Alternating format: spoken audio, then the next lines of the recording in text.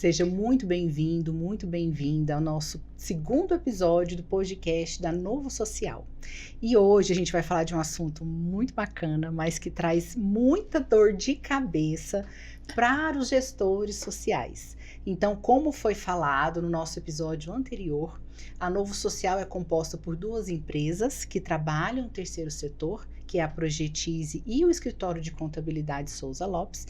E a gente está aqui hoje com o Sidney, que é o meu sócio, e a gente vai falar especificamente sobre contabilidade. E aí, Sidney, como é que vai ser o nosso episódio de hoje? Boa tarde, pessoal.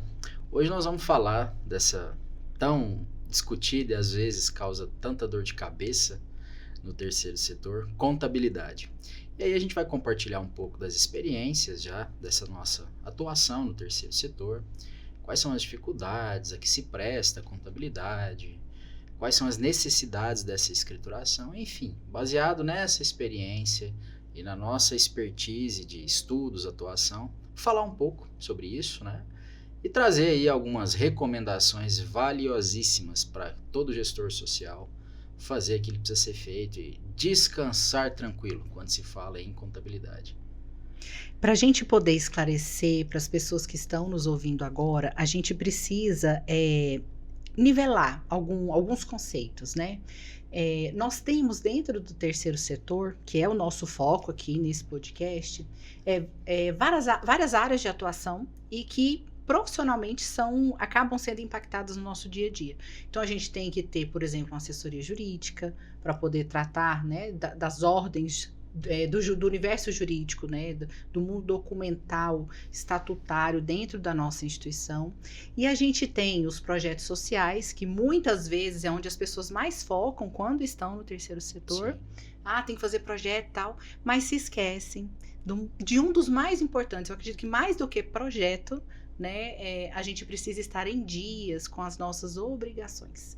Então, quando a gente fala de contabilidade no terceiro setor, ao que eu estou me referindo especificamente?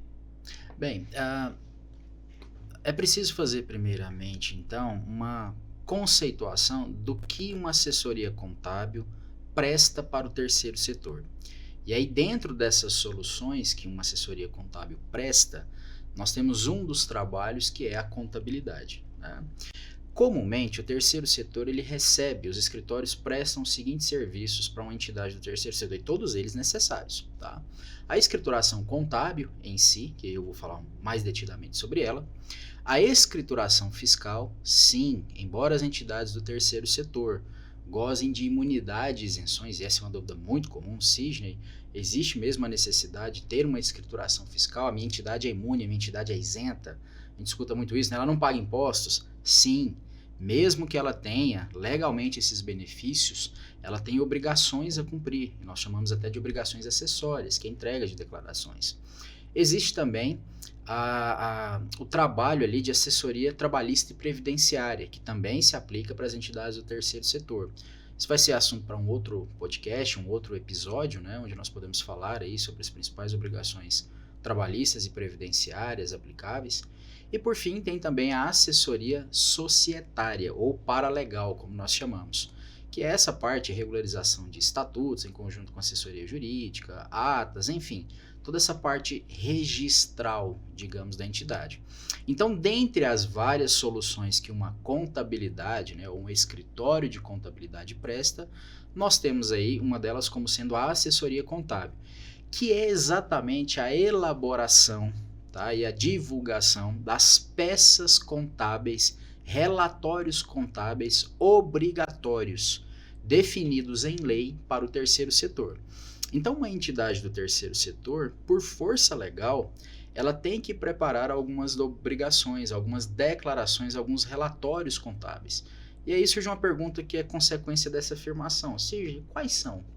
O que nós precisamos hoje, enquanto entidade do terceiro setor, deixar preparado do ponto de vista contábil para divulgação, na onde for exigido?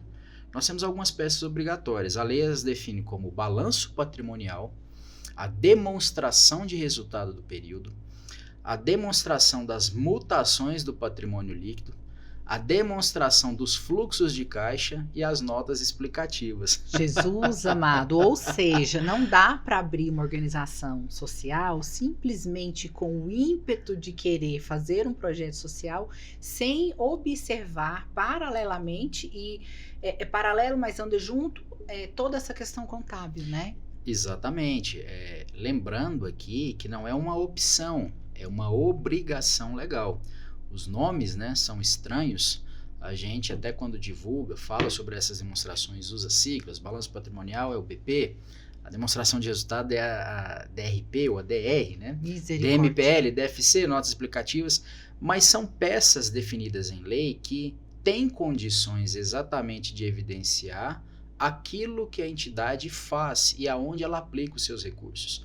Então, a finalidade dessas declarações ou dessas demonstrações contábeis que nós falamos aqui agora nada mais é do que trazer clareza sobre a sua atuação, sobre o seu patrimônio, sobre a sua aplicação, origem de recursos. Então, por lei, essa linguagem universal dos números do terceiro setor estão traduzidos nessas demonstrações exigidas por lei, né? E aí a obrigatoriedade de apresentação delas vai desde a necessidade de pleito de uma isenção, até mesmo a busca de uma certificação, que nós vamos falar por aqui, né? Então, a forma como eu acompanho, como eu verifico o que a entidade tem, o que ela tem de recursos, o que ela levanta, o que ela aplica, é por meio dessas declarações ou dessas demonstrações contábeis. Então, por exemplo, eu quero abrir uma organização social, já entendo o escopo do meu trabalho, o público-alvo que eu quero atingir, e vou procurar um contador que seja especialista no terceiro setor, que isso fique muito claro. E todas as vezes que eu tenho a oportunidade de falar de contabilidade dentro do terceiro setor, tem que ser um especialista. Por quê?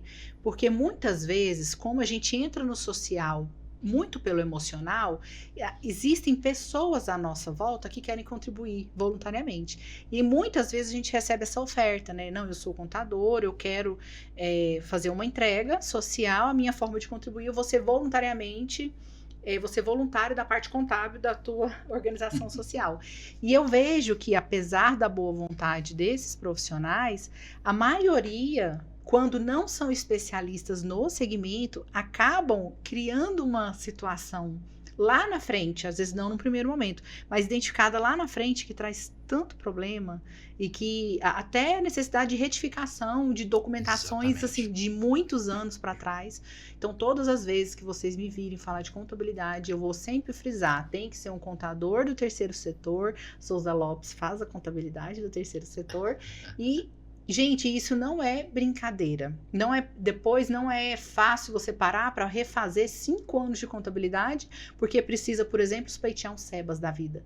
Então, tudo isso a gente tem que olhar, né? Sim. Hoje, a gente, dentro disso que você falou, de todas essas obrigações, todos esses nomes difíceis que pra gente, do mundo comum, que não é da contabilidade, que a gente não entende. Se eu for abrir uma organização social hoje, qual é o primeiro ponto dentro da contabilidade que eu preciso me preocupar? O ponto inicial é exatamente esse: procurar um profissional que entenda do ambiente do terceiro setor. E quando eu falo ambiente, é o ambiente operacional da entidade, os tipos de transações que ela pratica, quais são os tipos de receita que ela ofere, despesas que ela tem, e que conheça também a legislação contábil específica. Por exemplo, quando a gente fala de balanço patrimonial, que é a peça contábil mais conhecida no mundo, né? Toda entidade, seja ela com ou sem finalidade lucrativa, vai ter o seu balanço. O que ocorre é que essa mesma peça chamada balanço patrimonial para o terceiro setor, ela tem critérios e formas de evidenciação dos números totalmente diferentes. Do mesmo jeito, a DRP, que a gente conhece no mundo empresarial como demonstração de resultado de exercício, ou simplesmente demonstração de resultado. Os critérios de reconhecimento das receitas, despesas no terceiro setor são bem distintos de um critério de reconhecimento numa entidade, digamos, lucrativa, empresarial normal. Então é imprescindível que esse profissional conheça o ambiente legal e operacional em que a entidade está inserida. E conhecendo esse ambiente, conhecendo ali essa legislação, ele vai ter condições de, junto com o gestor, definir ali uma coisa chamada controles internos. Ou seja, quais são os procedimentos que deverão ser adotados pela entidade para registro das suas movimentações, para que de forma adequada também se tenha a representação desses registros na contabilidade. Então, isso é muito importante. E a contabilidade no Brasil, ela vem passando por um processo de internacionalização já há algum tempo, né? E eu até brinco com alguns colegas que hoje, para ser contador no Brasil, você tem que fazer um pouco igual médico, né? Quando você tem um problema específico numa determinada área, você procura aquele médico específico. Sim. Então, não dá mais para ser aquele contador generalista. As legislações, elas vão evoluindo. Os critérios de fiscalização e acompanhamento por parte dos entes federativos e das demais entidades interessadas nessas movimentações, eles vão também evoluindo, e mais do que nunca o contador ele precisa definir, não, a minha área de especialização e estudos é essa. Então o primeiro passo é, vai abrir a sua entidade, ou já formalizou? Procure um profissional que entenda do ambiente terceiro setor, do ambiente operacional, e da legislação também contábil aplicável ao terceiro setor. E aí certamente ele vai saber te dar as primeiras instruções ali de como configurar esses controles, enfim, fazer essa movimentação para poder chegar onde se precisa, que é ter essas demonstrações elaboradas, devidamente registradas, né, para cumprir o que a lei assim exige. Dentro do dia a dia de gestão de organizações sociais, eu trabalho muito com a parte de gestão e a parte de projeto mesmo, né? E eu participo de muitos grupos de gestores, e é tão interessante porque, assim, entendo de gestão, mas não entendo nada de contabilidade. E aí é muito engraçado porque eu percebo que muitos profissionais da área contábil se aproveitam muitas vezes da inexperiência, ou porque aquele gestor tá com tantas coisas para fazer na cabeça, tem tanto desafio para resolver que eles não prestam muita atenção. Mas direto eu vejo nos grupos assim, gente, todo mês tem que emitir a declaração tal, que agora eu não me lembro o nome da declaração. E eu já te perguntei isso uma vez, há muito tempo atrás, né? Eu me lembro. Porque o pessoal fica louco, você, como assim? E aí a maioria não tem contador. A maioria das organizações não tem um contador. Eles às vezes contratam para fazer resolver algum problema que aconteceu, ou eles foram notificados. Ou precisa de uma certidão negativa, está pendente de uma declaração. E aí eu me deparo direto com isso. Não, porque agora o meu contador falou que a gente tem que emitir essa declaração. E ele cobra tanto para fazer.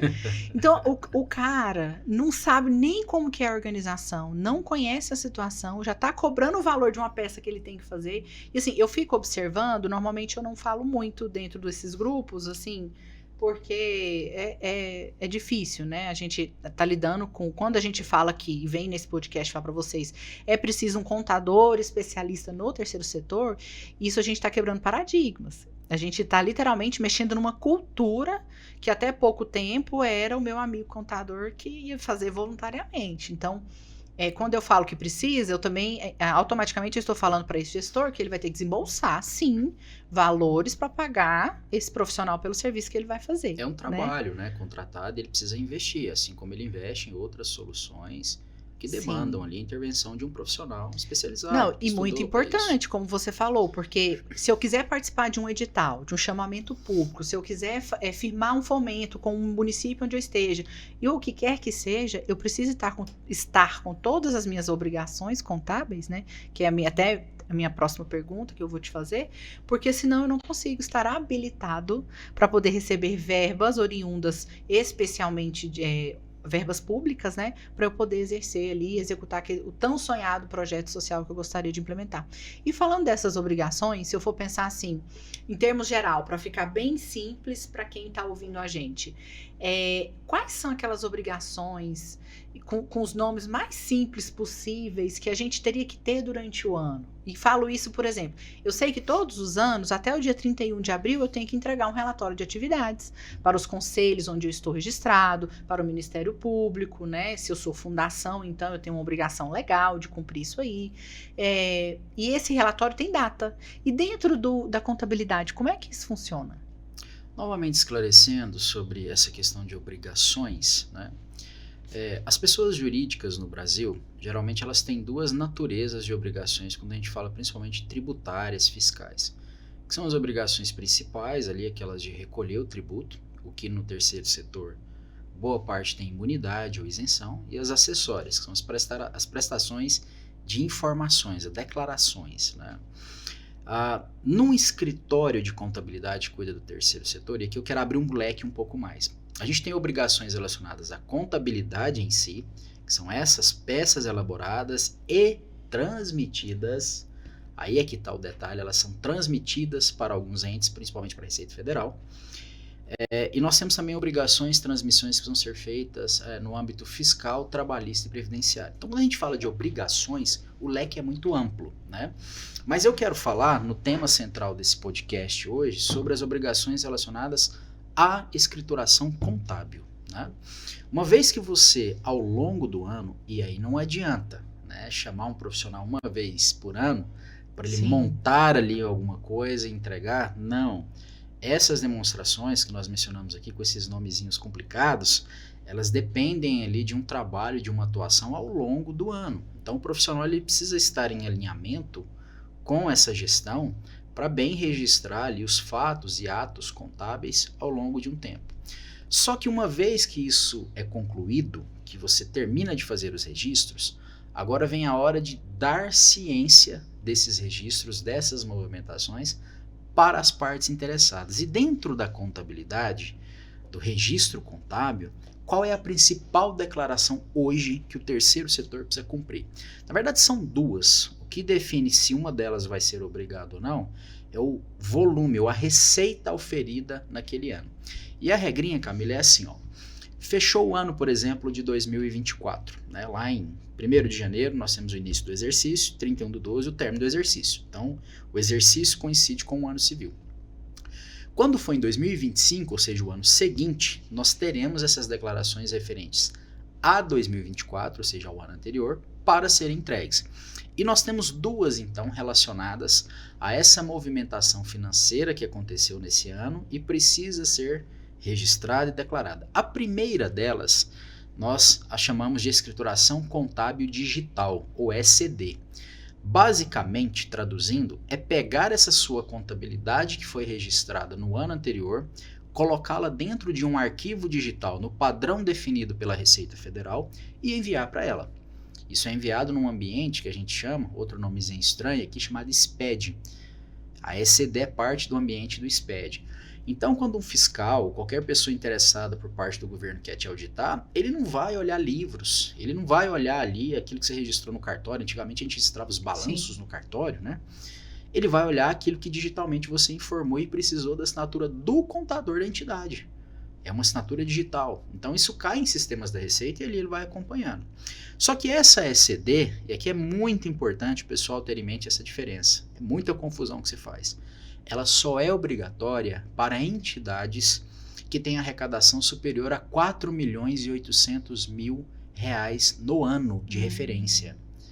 Então, que as entidades sonho, imunes, é o desejo de muitas poderem entregar isso. De muitas organizações. Né? A ECD, que é essa primeira declaração, nos últimos anos ela tem sido entregue ali no mês de junho, né? Até 30 de junho a entrega dela. Então, essa ECD é obrigatória para todas as entidades que, imunes e isentas, assim são as entidades do terceiro setor, né? Elas tiveram arrecadação, receita superior a 4.800.000. Perfeito. Mas além dessas, que aí entra a grande maioria, né, das outras entidades, que estão abaixo desse patamar de 4.800, as que estão acima e abaixo, todas elas, na verdade, precisam entregar desde que entidades ativas. Tem que entregar até 31 de julho a chamada ECF, Escrituração Contábil Fiscal. Então, primeiro nós falamos da ECD, Escrituração Contábil Digital. E agora nós estamos falando da ECF, Escrituração Contábil Fiscal. Essa declaração é que antigamente nós chamávamos a declaração de imposto de renda da pessoa jurídica. Ah, entendi. Então a DIPJ, que era a antiga imposto de renda da pessoa jurídica, ela acabou, ela foi extinta. E aí entrou em vigência, em substituição a ela, a ECF, Escrituração Contábil Fiscal. Do mesmo jeito, a gente sempre entrega em 31 de julho de cada ano, referente às movimentações do ano anterior.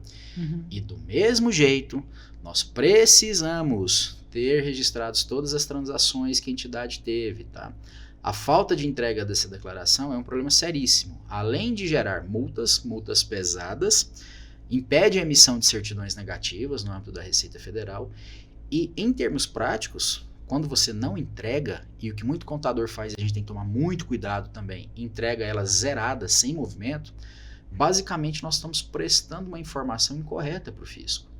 E aí, o acompanhamento que ele precisa fazer para ver se a entidade está aplicando os recursos conforme a lei determina, inclusive como condição para gozo da imunidade, da isenção.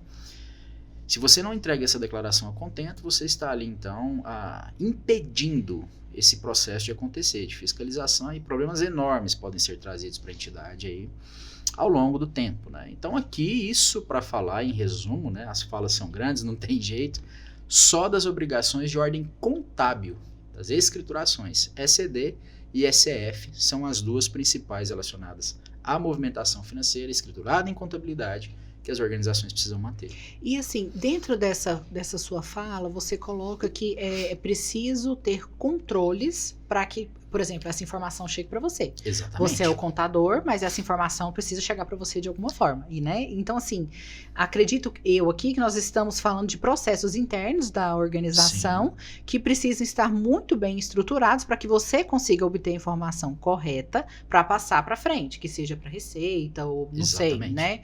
Como é que isso se dá? Como é que como que fica a obrigação? Aí, nesse caso, contábil, mas da organização social. Como que ela precisa, como é que essas informações precisam ser entregues, estar organizadas? Porque eu vejo muito, se a gente for falar dentro de processos, e de uma forma geral na área de gestão, não só na área contábil, a gente tem muita dificuldade dentro desse segmento. Normalmente a gente não tem sistemas informatizados. Poucas têm. Poucas têm, a gente ainda está no Excel fazendo planilha. E você, enquanto contador, precisa de informações mais, assim, eu não digo que elas não estejam corretas, mas informações mais precisas. Sim, porque senão, como você falou, a informação que você passa para o físico, ela vai errada. Exatamente. Né? Eu não sei quais são as consequências, mas qual que é o papel da organização ao te munir dessas informações? Como é que funciona? Primeiramente, assim, a gente tem que entender que a contabilidade, enquanto ciência, ela precisa registrar as movimentações que afetam o patrimônio. Simplificando o conceito aqui. Mas para que eu registre isso, eu preciso que essas movimentações, então, elas sejam de conhecimento do contador. E como é que o contador ele pode contribuir para a entidade fazer, então, o levantamento dessas informações adequadamente? Precisa ter uma conversação. É preciso que, lá na Souza Lopes, por exemplo, como nós fazemos? Quando o cliente entra na nossa carteira, nós fazemos treinamentos com ele. Então, nós dizemos, por exemplo, explicamos que a imunidade ou a isenção que ele tem na entidade dele, ela é condicionada à obediência de certos parâmetros legais. Isso é importante destacar aqui. O artigo 14 do Código Tributário Nacional é quem vai dizer, por exemplo, quais são os requisitos que a entidade precisa cumprir para gozar da imunidade da isenção concedida pelos entes fiscais. Porque, basicamente, você está sendo desonerado, deixando de recolher um tributo. Então o fisco ele olha para você, o governo, e diz, olha, por você ele estar exercendo uma atividade tipicamente estatal, né, atuando em favor aqui do Estado, apoiando com a sua causa, nada mais justo que eu não te tributar. Você é sem fim lucrativo, você aplica os recursos na sua entidade, né, não está ficando rico às custas disso, não está remunerando particulares pelo excesso de lucro, que a gente chama de superávit no terceiro setor, então eu vou te desonerar do ponto de vista tributário. Mas como é que ele verifica se você está cumprindo isso mesmo? Atendendo um outro requisito que o artigo 14 do Código Tributário nos exige, que é o quê? Manter em boa ordem e guarda, pelo prazo de 5 anos, escriturados em livros, em relatórios formais, todas as suas movimentações. Então, ele tá dizendo deixa eu te interromper. Você está falando de livro, né? Antigamente tinha muito aquele livro preto, né? Ainda existe isso hoje? Até a contabilidade evoluiu muito o jeito de fazer e ser apresentada, né? Antigamente eu sou da época da máquina de datilografia.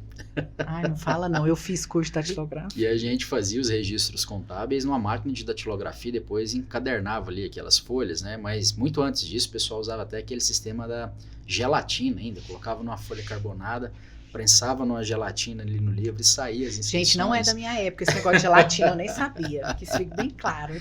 É o que eu falei há pouco agora. Hoje, para o fisco te auditar, antigamente você tinha que ter o livro ali registrado em cartório e guardado. Ainda existe essa obrigatoriedade, mas quem entrega, por exemplo, a ECD, mesmo que voluntariamente, sem estar obrigado, não precisa encadernar os livros e levar em cartório, né? O registro em cartório. Você pode simplesmente, a ECD já substitui isso. Hoje você tem isso auditado eletronicamente. essas declarações que a gente mencionou aqui agora, elas já são envio dessas informações de forma auditável em padrão eletrônico para o próprio fisco. Então, assim, acabou a época do livro. O fiscal não vai se deslocar até a sua entidade para ver livros, né? Ele pode exigir para ver documentos, que você mande uma pasta digitalizada, coisa do tipo. Então, o que nós temos hoje é esse contexto. Quando o cliente entra na Souza Lopes, a gente faz um treinamento com ele explicando do porquê dessa obrigatoriedade contábil, de que é um requisito para gozo da imunidade, que o fisco precisa testar que ele de fato está aplicando os recursos na atividade fim, né? Mas que para fazer esses registros nós precisamos de informação. A informação precisa ser em padrão específico. Então a gente elaborou até um manual para o cliente, que chama Manual de Orientação Documental. Que a gente bacana. pegou todo o compilado da legislação, aquilo que é válido, aquilo que é tido como documento idôneo, válido, treina com ele como ele tem que documentar as transações, quais são os relatórios que ele tem que gerar, como é que ele tem que registrar, sugere um sistema para ele adotar. E aí a gente tem parcerias com sistemas com excelente relação custo-benefício. Então a gente desenha com ele esse modus operandi de prestação das informações para que, por sua vez, aquilo que tem que ser cumprido chegue até a ponta, né? Às vezes é um trabalho desafiador. Tem muito gestor ainda que não intencionalmente, não deliberadamente, né? Mas dificulta muito esse processo. Ele adota muito pouco controle, quer conduzir a entidade ali só na base da experiência, da conversa, vamos dar um jeito, né? Você sabe muito bem como que é isso no seu dia a dia também. Mas a gente sempre tem trabalhado com o pessoal e conseguido, no final das contas, chegar a um meio termo. Assim, não, e é bom a gente colocar quais são essas obrigações e durante o ano o que precisa fazer, porque quando você não está tão imerso nesse universo do social, a gente... parece que a gente atribui ao contador simplesmente o papel de ir lá no computador e emitir as certidões. Tem que emitir a certidão, vou ligar pro meu contador, né? Ou então, quando vem o SEBAS. Famigerado SEBAS. O SEBAS é uma coisa assim maravilhosa, mas é também algo que, dependendo do critério da organização, é um tiro no pé. Então a gente tem que tomar muito cuidado, né? Aí a gente pode ter até, às vezes, um outro momento para falar só sobre SEBAS. Não são todas as organizações que têm perfil para trabalhar, para desenvolver o SEBAS, tudo isso a gente precisa falar. Não vale a pena para todas. Para todas, né? Mas assim, e o SEBAS? Como é que a gente trabalha contabilidade especificamente para a gente conseguir, para a gente pleitear o SEBAS? O SEBAS eu vejo hoje, Camila, como, podemos dizer, o suprassumo da necessidade de informação contábil. Para quem não conhece, né, só falando um pouco sobre o tema, o SEBAS é o Certificado de Entidade Beneficente e Assistência Social, é uma certificação concedida pelo Poder Público e que os principais benefícios dela são a desoneração da cota previdenciária patronal, né, aquela parte patronal da contratação de empregados, de autônomos que a entidade precisa pagar, como uma empresa, por exemplo, paga, não precisaria recolher, estaria imune no caso do SEBAS. Receitas que nós chamamos de atípicas, que a entidade eventualmente pratica e precisa recolher a COFINS, ela também estaria desonerada, o PIS sobre folha também. Então ele é sim um excelente benefício para entidades que têm essas características que demandam a redução de custos, principalmente na parte de folha. Mas quando você vai pleitear o SEBAS, uma das primeiras coisas exigidas, e talvez junto com o relatório de atividades seja o principal gargalo, é exatamente a contabilidade do ano anterior, devidamente escriturada nos padrões exigidos por lei.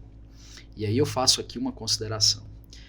A análise que o SEBAS faz, que os analistas do SEBAS, seja do Ministério da Cidadania, da Saúde, da Educação, depende ali, né, qual tipo de certificação você vai pleitear, em qual área, e aí vai para esses ministérios, eles são extremamente rigorosos nessa análise. Então, se você, por exemplo, não vou entrar no detalhe dela aqui, a gente pode, num outro tema também, falar sobre isso, não adianta você pleitear um SEBAS, por exemplo, se você não tiver a sua contabilidade feita de acordo precisamente com a ITG 2002. O que é isso, ITG 2002? A ITG 2002 é a norma técnica contábil para a escrituração das entidades do terceiro setor ou das entidades, das organizações da sociedade civil. Ela se aplica para associações, fundações, entidades religiosas, assistenciais. Falou-se em organização do terceiro setor ou instituição sem fim lucrativo obrigatoriamente precisamos seguir a ITG 2002. O que acontece é que muitas vezes a contabilidade não é feita nesse padrão e muitos lugares vão aceitar. Mas especificamente em relação ao SEBAS, se não tiver essa contabilidade feita no rigor da ITG 2002, Não gravem, não vai passar. Vai cair em diligência, os técnicos vão mandar corrigir, e aí entra no que você falou agora há pouco. Eu já me deparei com situações assim.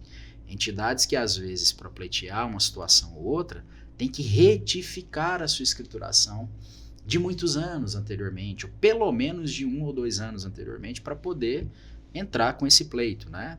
Então é isso, quando a gente fala de certificações, aí sim nós estamos chegando a um nível de análise mais aprofundado, em que essas determinações específicas do terceiro setor precisam ser verificadas, sobretudo a ITG 2002. E lembrando que não é só pleitear os SEBAS, é manter, viu, Mantê-lo. galerinha? É manter. E o manter é tão importante quanto com relação à parte contábil.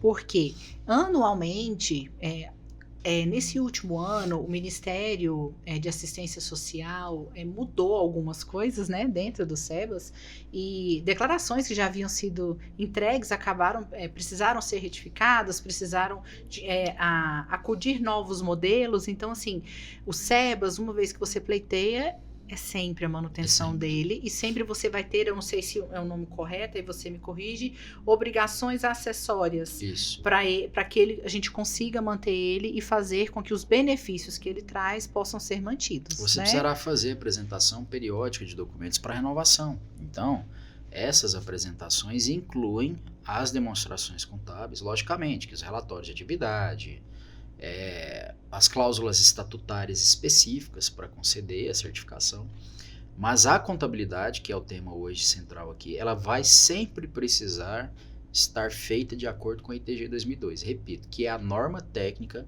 aplicável ao terceiro setor. Você pode fazer contabilidade, na verdade, de várias formas, mas a forma prevista em lei correta é a ITG 2002.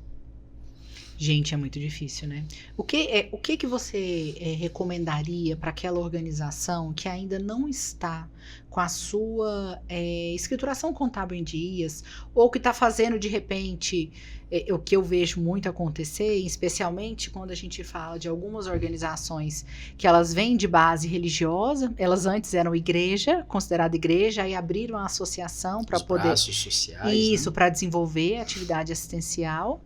E aí, em especial as menores, porque as maiores, me parece que a maioria delas já são um pouco mais organizadas. Mas as menores, realmente, elas se preocupam muito só com aquela época, como você falou, das declarações que precisam ser entregues em julho, né? Elas se preocupam só com aquilo. Aí, quando vai chegando o mês de julho, procura o contador para saber o que tem que fazer, porque e é aquela confusão danada, né? Qual é a sua recomendação para aquela organização que não se atentou ainda? Às vezes não se atentou porque não foi diligenciado, às vezes não se atentou porque não buscou algo maior para a instituição, a nível de ser subvencionada financeiramente, né, com verba pública, o que quer que seja. Hoje a gente tem até empresas que investem, empresas do segundo setor que investem no social, que exigem a comprovação através dos balanços para poder entender como funciona, porque é engraçado, eu não entendo nada de matemática, mas me parece que o mundo empresarial só consegue se entender olhando balanço, né? Não sei como que eles fazem isso, mas eles conseguem desmistificar se a sua organização está bem ou não só olhando seus demonstrativos contábeis. Então, para quem não está ainda, que não se atinou para a importância disso, qual que é a sua recomendação? Olha, a primeira coisa é fazer um levantamento da situação atual, né? Essa pessoa ela precisa entender em que estágio ela está. E aí, talvez ela tenha um contador ali, como você mencionou, colega, que faz. Enfim, entender qual é a situação atual. A gente precisa fazer isso, esse entendimento.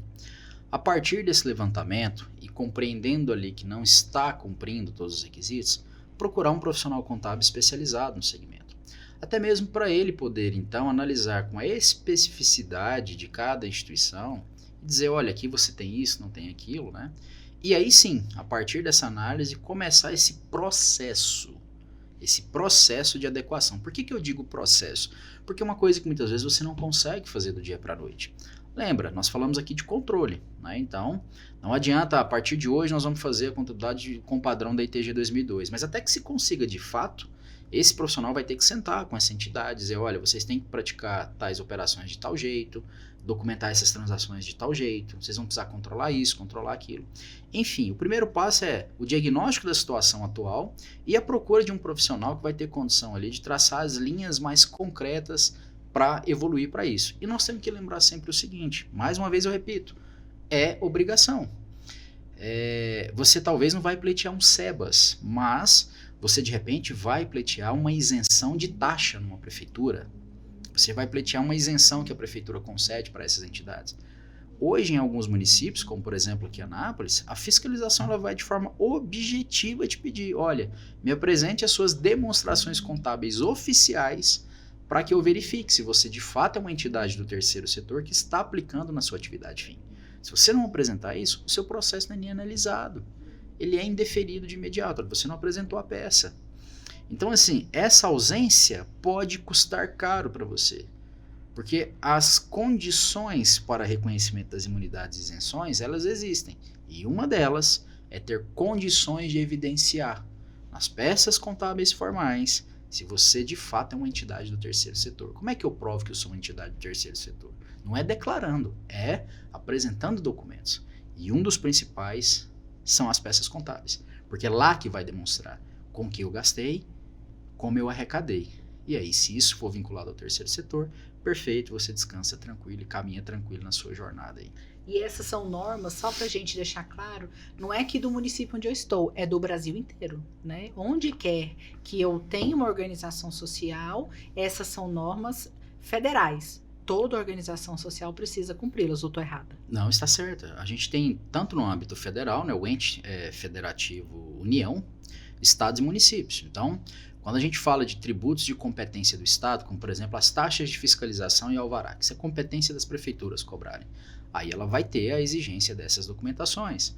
Quando a gente fala de pleitos de ordem federal, aí nós voltamos lá para o artigo 14 do Código Tributário Nacional, artigo 9 e artigo 14, onde eles vão falar exatamente dos requisitos para ser cumpridos. E é bem categórico, lá vai dizer, olha, as entidades de assistência social ou educação sem fins lucrativos precisam, já mencionei, manter em boa ordem e guarda escriturados em livros revestidos de formalidade suas operações, receitas, despesas. Então, é no âmbito todo. Você está falando aí de direito tributário, eu estou aqui fazendo uma força. A minha primeira formação é direito, né? E eu estou aqui lembrando das aulas de direito tributário do meu professor Roldão. Foi meu professor também. Maravilhoso. Mandava a gente fazer Muito trabalho à mão, ele não aceitava trabalho no computador. E eu tô aqui tentando lembrar das aulas dele de direito tributário, porque realmente é isso, né? A gente precisa estar em dias com as nossas obrigações, porque assim, é tudo muito lindo. Eu quero abrir uma organização, porque eu quero desenvolver um projeto que vai acudir e acolher pessoas em uma situação de escassez ali, eventualmente, né? E quando eu falo escassez, não é de dinheiro, especificamente. Pode ser de saúde, pode ser outra condição. Vulnerabilidade como um todo, né? E aí a gente se esquece dessas nuances e, a meu ver, hoje, trabalhando mais profundamente nesse segmento, a contabilidade é essencial. Porque até, por exemplo, certidões trabalhistas e tudo mais, a gente pensa, é o advogado que vai fazer. Normalmente, não. As certidões, tudo, é o contador que baixa, que puxa. Então, historicamente, no Brasil, são os contadores que fazem isso. Né? Então, assim, se você tiver na sua organização aquele contador amigo, que ajuda você, vamos olhar com mais carinho, não é, né, desabonando a conduta dele voluntária, mas é preciso que você possa também se cercar de conteúdos como esse, para que você também possa exigir. Né? Você me falou uma data aqui agora, eu tô aqui pensando, gente, tal organização que eu presto serviço não entregou esse negócio dessa data. Eu tô aqui... E isso são só, lembrando, né, as declarações com base na escrituração contábil e as declarações de ordem fiscal. Misericórdia. Nós estamos falando de DCTF Web, olha os nomes feios aí novamente, né? É muita coisa. DCTF Web, FD Reinf, E-Social. Então tem uma série de outras ligadas às áreas fiscais, trabalhistas e previdenciárias, que também são atendidas por escritórios contábeis, né? que tem outras datas mais. Então, Quando você citou isenção e imunidade, a gente não vai falar hoje de isenção e imunidade, porque isso. é um assunto muito grande. Muito grande. Mas quando você fala de isenção e imunidade, dentro da parte contábil, ela entra na parte fiscal. Na parte fiscal. É porque, assim, quando a gente fala de isenção e imunidade, em termos práticos, nós estamos falando da dispensa do recolhimento de impostos e taxas, basicamente. De forma mais ampla, né, nós estamos falando aqui de dispensa do recolhimento de tributos, mas não são todos os tributos. Se vamos detalhar num pódio mais específico. Mas em termos práticos é isso. Eu estou falando que o fisco, os órgãos governamentais, os entes federados, né, a quem tem ali a capacidade, a competência de instituir e arrecadar tributos, eles não poderão me tributar. Obviamente que a imunidade é diferente da isenção, tá? Mas a imunidade ela é uma previsão constitucional. Então é redundante dizer eu tenho imunidade constitucional. Se é imunidade é porque está na Constituição. Das entidades, em regra, assistenciais do terceiro setor, ela vai estar prevista lá no artigo 150, inciso 6º, a linha C da Constituição Federal. Então nós vamos ter ali a previsão de não tributação dos fatos das entidades de assistência social e educação.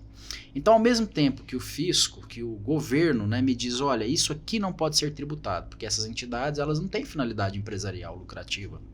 Essas entidades elas têm função social. Elas estão até substituindo o Estado nos seus afazeres. Ainda vou cobrar tributo? Não faz sentido.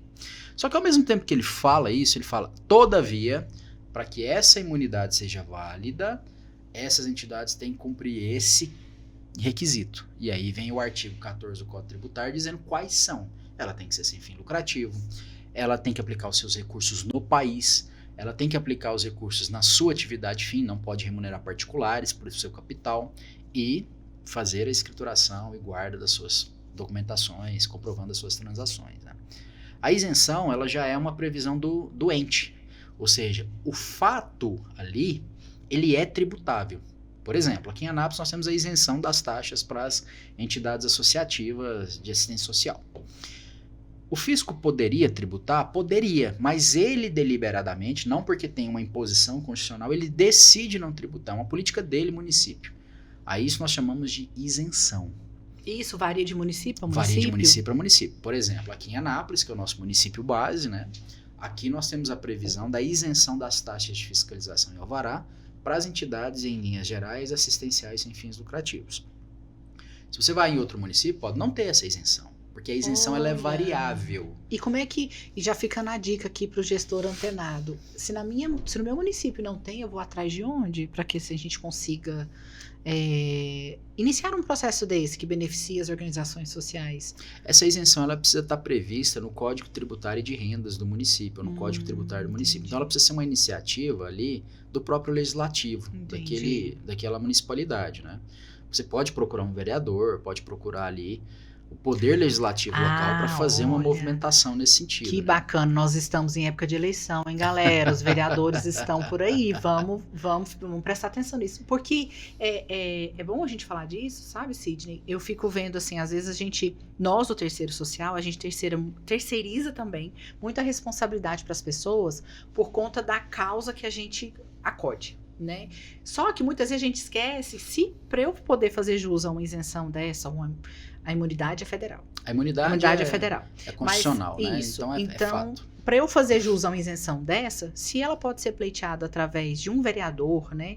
Eu também só vou conseguir fazer isso se eu souber onde eu estou trabalhando, nesse segmento enorme que é o terceiro setor. Então, às vezes, existem municípios Brasil afora que não têm, e acredito que são muitos, que sejam muitos, que não tem, por quê? Porque faltou um gestor, alguém que está ali dentro, simplesmente procurar o seu representante no legislativo do município para que ele inicie, dê start num processo que vai beneficiar todas essas organizações.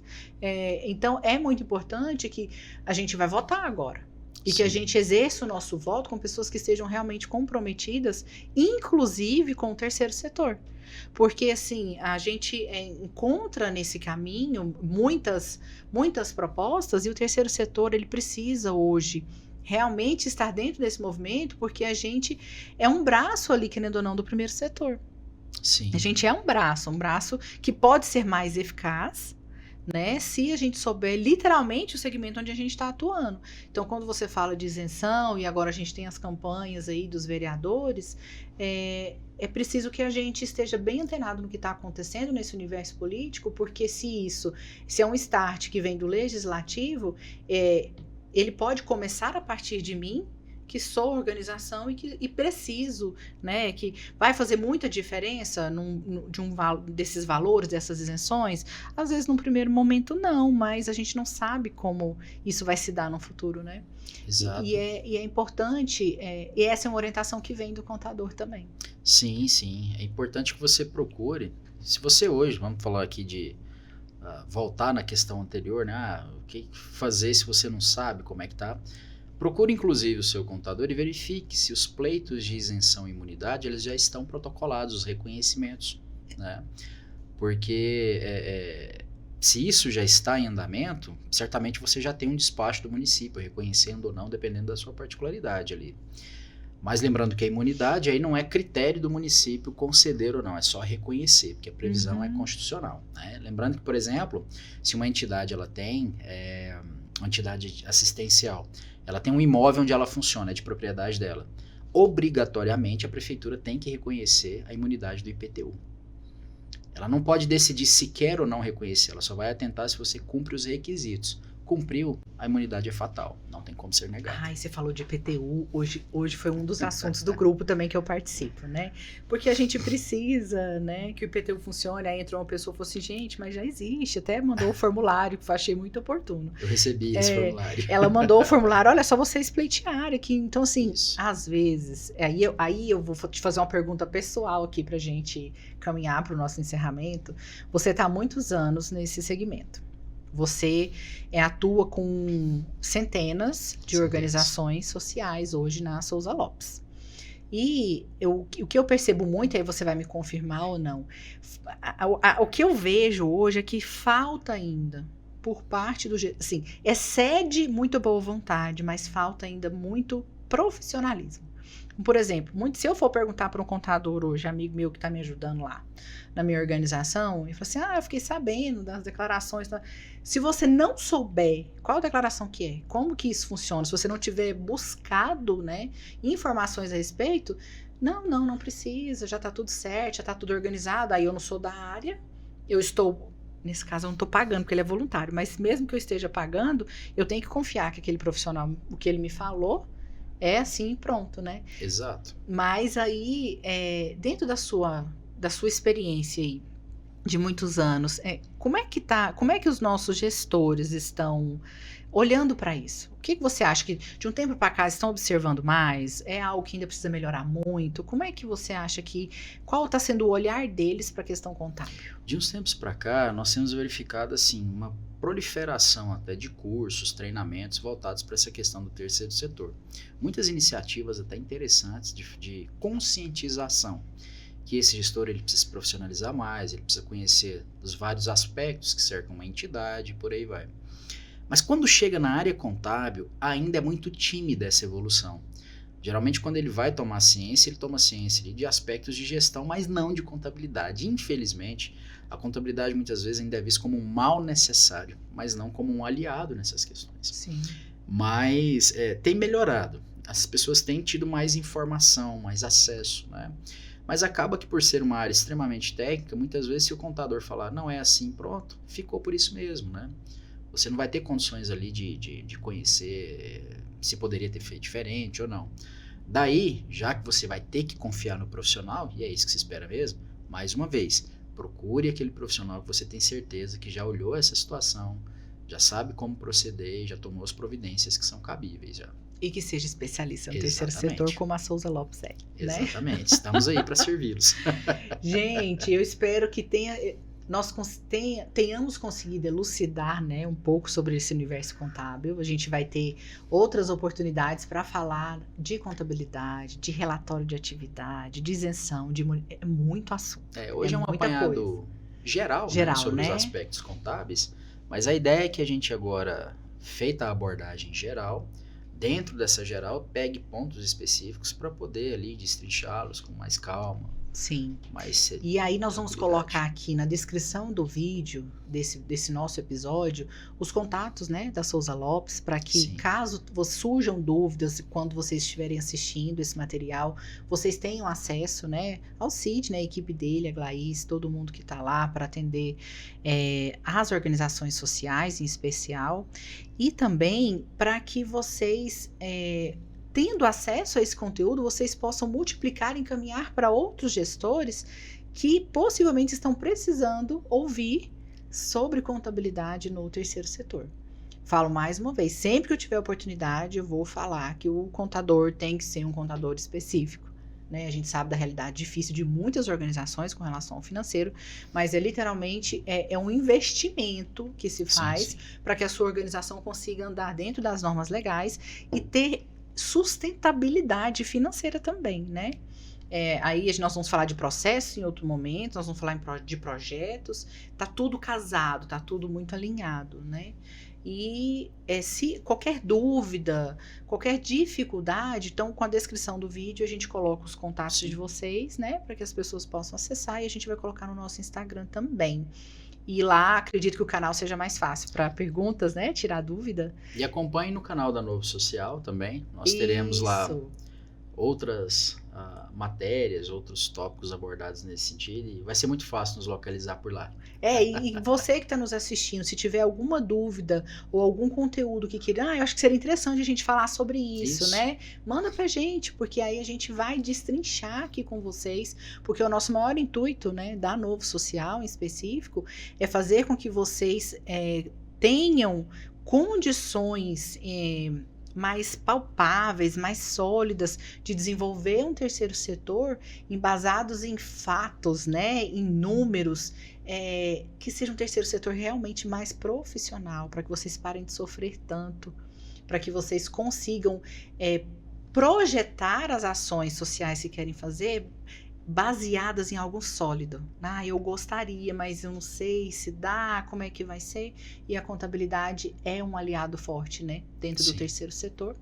Então, Sidney, precisa ser. eu queria muito agradecer a sua presença no nosso podcast hoje, dizer que nós vamos trabalhar outros temas nesse sentido, esse é o nosso segundo episódio, e que a gente possa alcançar mais pessoas, né, com esses conteúdos, como você falou, que ainda é visto como mal necessário, mas que na verdade é uma cultura que a gente precisa mudar, porque não é um mal, gente, é literalmente necessário.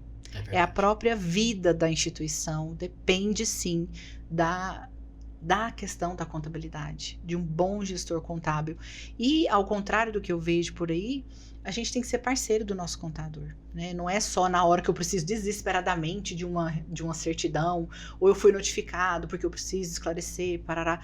Não, é no dia a dia, é um relacionamento saudável mesmo. Ele vai fazer parte do teu grupo de trabalho, por isso ele tem que estar munido de informações que sejam aquelas de números, de papel, de relatórios, mas no próprio relacionamento de gestão, né? Para que a tomada de decisão que o gestor virá a fazer seja galgada em dados sólidos que vêm da contabilidade, né? Eu acredito que Exatamente. seja isso. Foi ótimo estar aqui mais uma vez, né? Estaremos presentes em outras situações também. E vamos caminhando juntos. Vamos. Obrigada a todo mundo pela audiência e até o nosso terceiro episódio. Um abraço.